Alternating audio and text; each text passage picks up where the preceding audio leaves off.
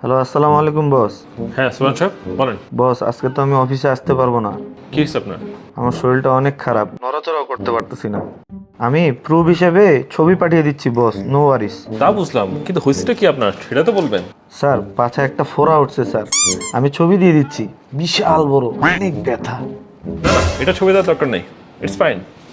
না না না না স্যার, পিকচার আমাকে দিতেই হবে স্যার। আহা, সুমান সাহেব দরকার নেই। না স্যার, আমি একজন দায়িত্ববান এমপ্লয়ি স্যার। আমি সব কাজ নিয়ম অনুযায়ী করি। আরে ভাই, আমি আপনার বস, আমি তো বলতেছি লাগবে না। না স্যার, আমার যখন অ্যাক্সিডেন্ট হয়েছিল তখনও আপনি ছবি চেয়েছিলেন। আমার যখন জ্বর আসছিল তখন আপনি ছবি চেয়েছেন। এখন আমার পাছায় ফোড়া উঠছে, এখনও আমি ছবি দিব আপনাকে। আরে ভাই দরকার নাই তো এটা। আমি গ্রুপে আপলোড করে দিতেছি, যেখানে আরে, সব ম্যানেজাররা না না, আরে আপনাকে পার্সোনালিও পাঠিয়ে দিতেছি। আরে